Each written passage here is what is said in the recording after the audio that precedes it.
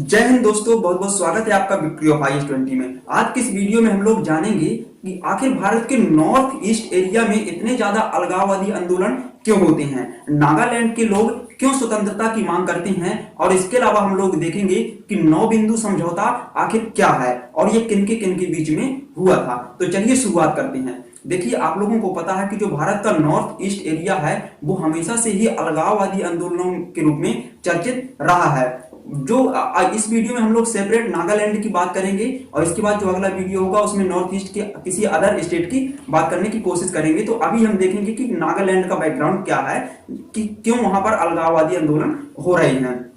देखिए, जब नागालैंड को 1892 में अंग्रेजों ने अपने प्रभुत्व में ले लिया था, यानी कि नागालैंड पर अंग्रेजों ने 1892 तक पूरी तरह से कब्जा कर लिया था। तो इसके बाद क्या हुआ कि अंग्रेजों ने जो नागालैंड के नागा समुदाय के लोग थे तो उन्होंने पूरी तरह से सुरक्षित रखा और शेष भारत के साथ में उनका संबंध तोड़कर रखा। ठीक है, इस तरह से नागालैंड के जो समुदाय थे उनको कभी ऐसा महसूस नहीं हुआ कि हम लोग भारत का हिस्सा हैं, क्योंकि नागालैंड के जो नागा समुदाय थे उनको भारत से इस तरह से तोड़कर रखा था अंग्रेजों ने। एक सोची समझी रणनीति के तहत उन्होंने नागा समुदाय को शेष भारत से अलग करके रखा। उन्होंने किसी अन्य व्यक्ति को या बाहरी व्यक्ति को नागा पहाड़ी जिला में प्रवेश करने ही नहीं दिया, यानी कि नागालैंड का जो एरिया था वहां पर प्रवेश करने ही नहीं दिया अंग्रेजों ने।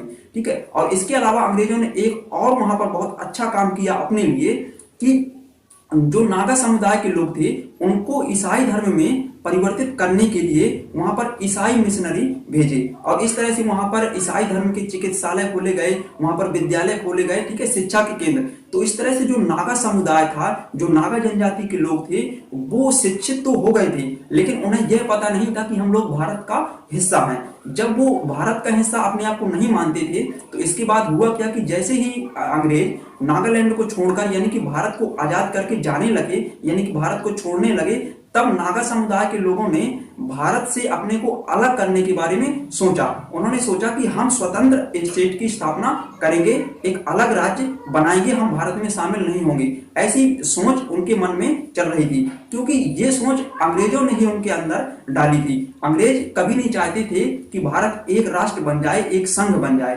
तो इसीलिए अंग्रेज वहां पर उनको उकसाते रहे और इस तरह से वहां पर अलगाववादी आंदोलन 1950 के दशक से ही चालू हो गए।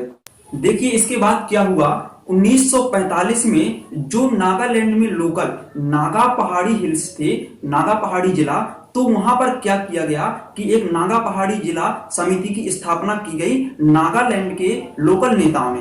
ठीक है, जो नागालैंड के कुछ नेता थे उन्होंने नागा पहाड़ी जिला समिति की स्थापना की 1945 में। और इसके बाद क्या हुआ, 1946 में NNC की स्थापना की गई। इसी नागा पहाड़ी जिला समिति जो थी तो इसको बदलकर NNC यानी कि नागालैंड नेशनल कमेटी, नागालैंड राष्ट्रीय समिति की स्थापना की गई और इसको राष्ट्रीय समिति का दर्जा दिया गया, अर्थात इसको राष्ट्रीय मान्यता प्रदान कर दी गई थी। और जो NNC यानी कि नागालैंड नेशनल कमेटी थी, इसका उद्देश्य क्या था? देखिए, NNC का मुख्य उद्देश्य था कि आजादी के बाद नागालैंड के संबंध भारत के साथ में किस तरह रहेंगे।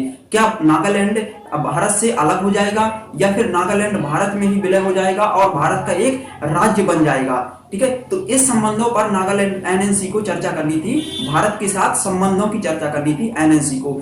यह NNC का, नागालैंड नेशनल कमेटी का मुख्य उद्देश्य था। ठीक है, इसके बाद क्या हुआ, देखिए, जो नागालैंड के जो नेता थे उन्होंने असम को पश्चिम बंगाल में शामिल होने का विरोध किया। उन्होंने कहा कि असम जो नॉर्थ ईस्ट साइड का स्टेट है वो पश्चिम बंगाल में शामिल नहीं होगा या फिर बंगाल में शामिल नहीं होगा। तो उनकी इस बात को ठुकरा दिया गया। और इसके बाद क्या हुआ कि 1947 में, 26 जून 1947 में एक समझौता हुआ नागालैंड के नेताओं के साथ में और असम के राज्यपाल के। इस समझौते को कहा जाता है 9 बिंदु समझौता, यानी कि 26 जून 1947 को 9 बिंदु समझौता हुआ असम के राज्यपाल और नागालैंड के जो नेता थे प्रमुख, उनके बीच में।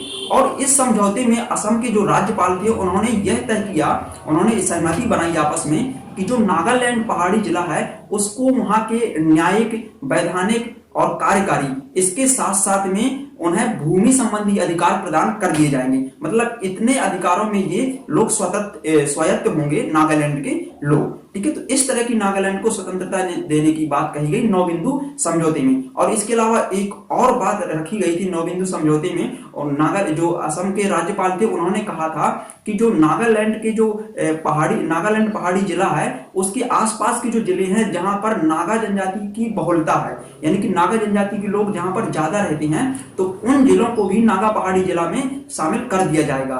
ठीक है, और इस बात को उन्होंने रखा असम के राज्यपाल ने संविधान सभा ने।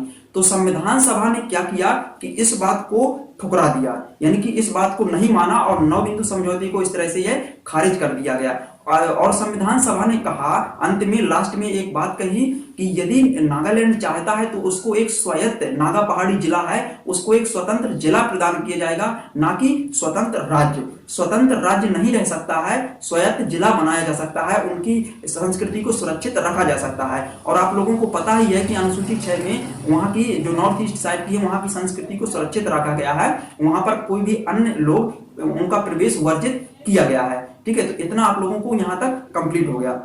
इसके बाद देखिए, जैसे ही भारत सरकार ने आजादी के बाद यानी कि 1950 के बाद नागालैंड का एकीकरण करना प्रारंभ किया, यानी कि जो नागा क्षेत्र था उसका शेष भारत के साथ में और असम के साथ में एकीकरण प्रारंभ किया, यानी कि नागालैंड को भारत में मिलाना चाहा, तब वहां पर क्या हुआ कि एक सख्त नेता थे नागाओं के, जिनका नाम है एजेड फिजो। ठीक है, तो एजेड फिजो की अध्यक्षता में अलगाववादी आंदोलन शुरू हो गया। उन्होंने नागालैंड के एकीकरण का बहिष्कार किया। उन्होंने कहा कि नागालैंड को हम स्वतंत्र राज्य बनाएंगे। इस तरह से उन्होंने नागालैंड को भारत में शामिल होने से मना कर दिया और क्या किया कि एक अलगाववादी आंदोलन चालू कर दिया एजेड फिजो के नेतृत्व में। और इसके बाद देखिए क्या हुआ, ये बात है 1955 की। 1955 में क्या उन्होंने किया, एजेड फिजो के नेतृत्व में नागालैंड को एक स्वतंत्र राज्य बना दिया गया। उन्होंने स्वतंत्रता की घोषणा कर दी नागालैंड की। ठीक है, जब नागालैंड की स्वतंत्रता की घोषणा, ये बात भारत सरकार ने सुनी तो भारत सरकार ने तुरंत वहां पर आर्मी भेजी।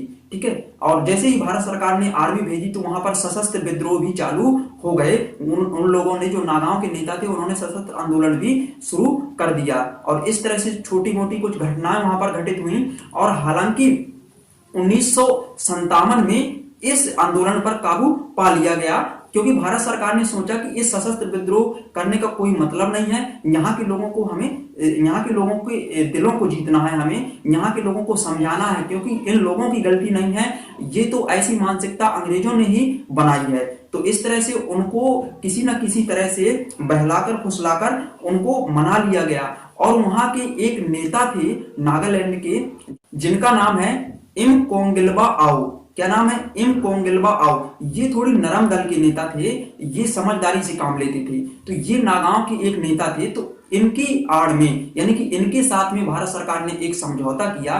तब जो इमकोंगेल्बा आओ थे, इन्होंने कहा कि नागालैंड को भारतीय राज्य का एक हिस्सा बना दिया जाए, यानी कि भारतीय संघ का एक हिस्सा बना दिया जाए और भारत का राज्य बना दिया जाए। ऐसी मांग की इमकोंगेल्बा आओ ने भारत सरकार से। तब भारत सरकार ने 1963 में 16वें राज्य के रूप में नागालैंड राज्य की स्थापना कर दी और नागालैंड राज्य की स्थापना हो गई। नागालैंड भारत का एक राज्य बन गया। ठीक है, इसके बाद भी अगर आप देखें तो आज भी नागालैंड में कुछ छुटपुट विद्रोह होते रहते हैं, जो अलगाववादी आंदोलन है। हालांकि ये आंदोलन ज्यादा समय तक टिकते नहीं है, छोटे छोटे आंदोलन होते रहते हैं और घटनाएं घटित होती रहती हैं।